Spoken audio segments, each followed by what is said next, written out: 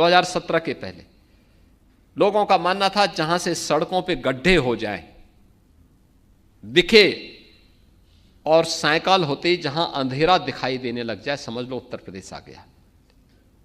आज बहनों और भाइयों ऐसा नहीं है। आज हमारी इंटरस्टेट कनेक्टिविटी 4 लेन की कनेक्टिविटी से जुड़ी हुई है। देश के अंदर सर्वाधिक एक्सप्रेसवे, देश के कुल एक्सप्रेसवे का 55% उत्तर प्रदेश के पास। देश का सबसे बड़ा रेल नेटवर्क उत्तर प्रदेश के पास। देश की पहली रैपिड रेल उत्तर प्रदेश के पास। देश के अंदर सबसे अधिक मेट्रो सिटी उत्तर प्रदेश के पास, जहां मेट्रो का संचालन, पब्लिक ट्रांसपोर्ट के लिए मेट्रो का संचालन हो रहा है, उत्तर प्रदेश के पास।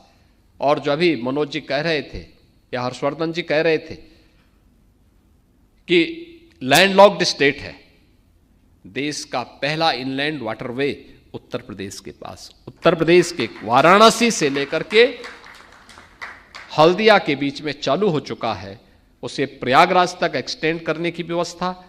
और उत्तर प्रदेश में हम लोगों ने इनलैंड वाटरवे अथॉरिटी का गठन भी हम लोग कर चुके हैं, जिसमें हम लोग उन सभी संभावनाओं को आगे बढ़ाएंगे जिसको हम कर सकेंगे।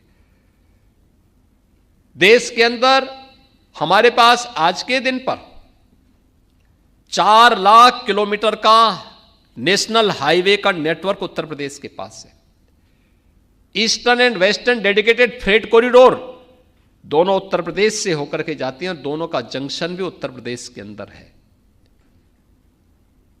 उत्तर प्रदेश लॉजिस्टिक हब का एक बड़े केंद्र के रूप में भी उभर रहा है।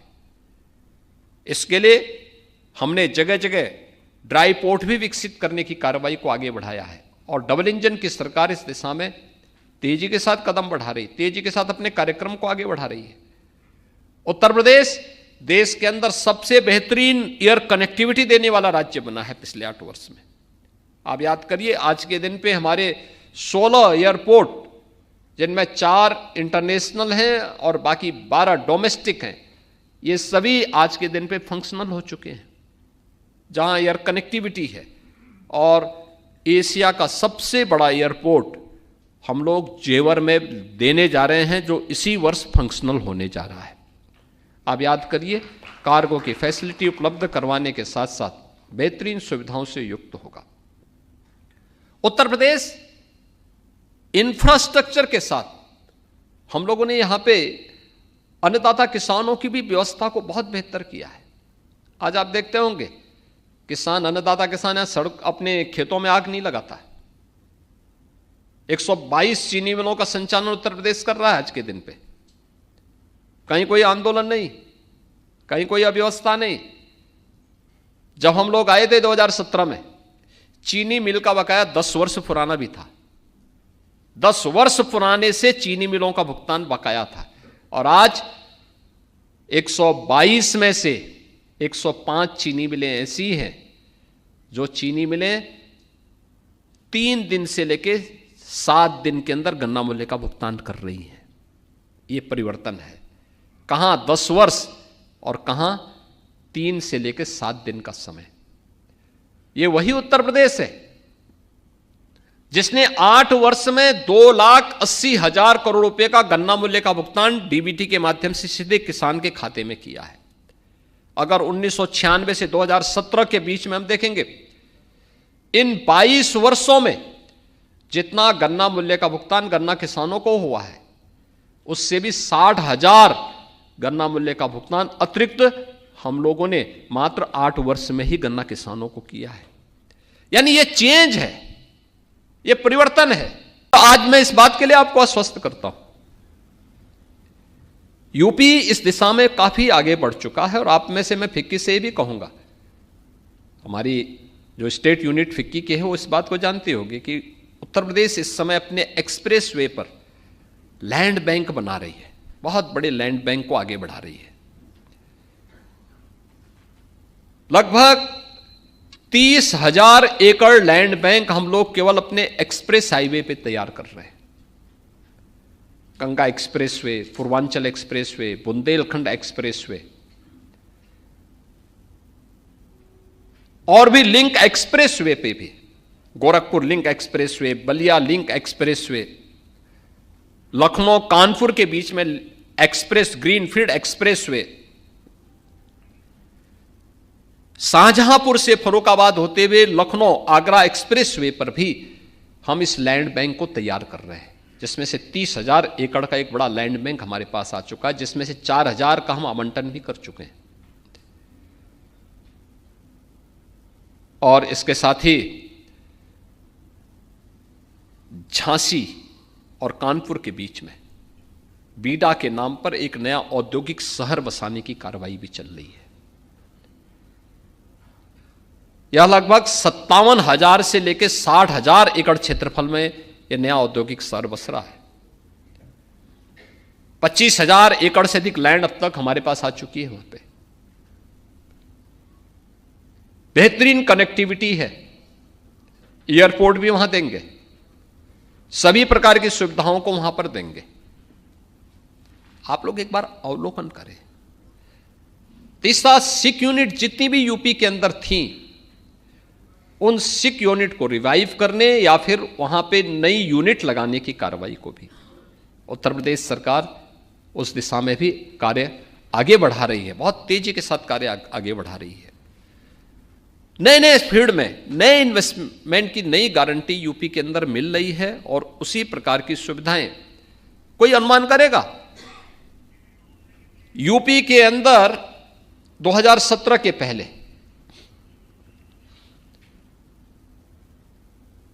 कोई यूनिट पहले तो आती नहीं थी, अगर बाई चांस कहीं से आ भी गई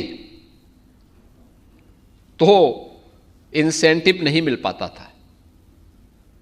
हमें आज भी देना पड़ रहा है, यानी 2007 में, 2012 में, 2016 में जिन लोगों ने इन्वेस्टमेंट किसी प्रकार से थोड़ा थोड़ा किया भी था, उनको कभी उनका इंसेंटिव नहीं मिल पाया था, जो गवर्नमेंट ने अपनी पॉलिसी के तहत की भी थी। मैं आया तो जैसा ढर्रा होता नौकरशाही का, वैसे उसको पलटा जा रहा था कि साहब ये कभी मिलता थोड़े, ये तो घोषणाएं हैं सरकार की। अब ने कहा कि अभी घोषणा का कोई महत्व नहीं है क्या, ये होना है।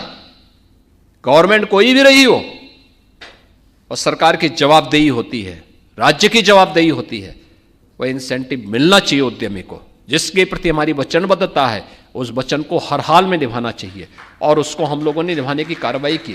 उत्तर प्रदेश में प्रत्येक सेक्टर में अनंत संभावनाएं हैं और एक सामर्थ्य से भरा हुआ राज्य है यूपी। आपने देखा होगा कितना, जब हम लोग महाकुंभ के लिए वहां प्रयागराज के इंफ्रास्ट्रक्चर के लिए काम कर रहे थे, हमारे विपक्ष के जो मित्रगण हैं ये बहुत विरोध कर रहे थे। क्या सरकार का काम कुंभ करना है क्या? क्या सरकार का काम अनावश्यक रूप से पैसा बहाने का है क्या? ऐसी ऐसी टिप्पणी करते थे। मुझे हंसी भी आती थी इन लोगों पर और दया भी आती थी। इनको मौका मिला, इन्होंने कुछ नहीं किए, लोग कर पाए। लेकिन आज हम कर रहे हैं तो इनको इसमें भी बुरा लग रहा है।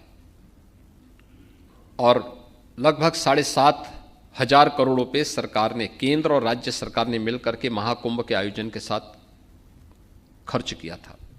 प्रयागराज सिटी की कायाकल्प हुई, प्रयागराज की कनेक्टिविटी को बेहतर किया गया। हमें मालूम था जनता के प्रति देश का विश्वास, उत्तर प्रदेश की जनता और देश का जो विश्वास आज सरकार के साथ, डबल इंजन सरकार के साथ जो जुड़ा है, बड़े पैमाने पे श्रद्धालु आएंगे, बड़े पैमाने पे श्रद्धालु आएंगे। कैसे हम तैयारी कर सकते हैं, उसके लिए प्लानिंग की गई, पूरी सरकार ने मिलकर के तैयारी की। एक एक व्यक्ति की जवाबदेही तय की गई, हर विभाग अपने स्तर पर कार्य करता हुआ दिखाई दिया। और मैं तब भी बोलता था कि महाकुंभ का मतलब अब केवल प्रयागराज नहीं होगा, महाकुंभ का मतलब काशी भी होगा, विंध्यवासिनी धाम भी होगा, अयोध्या भी होगा, चित्रकूट भी होगा, नैमिषारण्य भी होगा, गोरखपुर भी होगा, मथुरा वृंदावन भी होगा, सुख तीर्थ भी होगा। और मैं जहां पूछता था हर दिन, मुझे इस दौरान प्रयागराज में तो काफ़ी बार जाने का अवसर मिला था, बाकी अन्य जगहों पर अयोध्या इस दौरान 2 बार मुझे जाना पड़ा था और काशी 1 बार जाना पड़ा था। लेकिन अन्य जगहों पर भी हमने पहले से ही वीडियो कॉन्फ्रेंसिंग के माध्यम से कहीं मुख्य सचिव को, कहीं पर अन्य अधिकारियों को भेज करके, एक मंत्रियों की टीम को भेज करके वहां व्यवस्था को ठीक करने के लिए हमने कहा था। और आप आश्चर्य करेंगे कि जहां भी मैं फोन से बात करता था, जहां भी फोन से बात करता था, हर एक जगह यही समाचार मुझे मिलता था कि साहब भीड़ है, अनुशासित है, कहीं कोई समस्या नहीं। पूरा पैक था, क्या विंध्यवासिनी धाम, क्या काशी, क्या अयोध्या, क्या गोरखपुर, क्या चित्रकूट, क्या नैमिषारण्य, प्रयागराज तो था ही। प्रयागराज में तो भीड़ थी ही, देश और दुनिया की। यानी भारत के अंदर की किसी भी राज्य की नंबर प्लेट की गाड़ियां आपको इन रूट्स पे दिखाई दिखती थी, और नेपाल और भूटान की गाड़ियां भी दिखाई देती थी जो यहां पे फ्रीक्वेंट चलती थी, जिन्होंने आकर के महाकुंभ का आनंद भी लिया और महाकुंभ के आनंद के साथ बिजनेस को भी बढ़ाया, हर एक सेक्टर में बिजनेस को बढ़ाया। जो वहां गया उसको उस प्रकार की सुविधा मिली, उस प्रकार का आनंद की अनुभूति भी हुई। तो उत्तर प्रदेश की उस सामर्थ्य को दुनिया ने देखा है, देश ने देखा है, और वही सामर्थ्य उत्तर प्रदेश के अंदर आज भी है।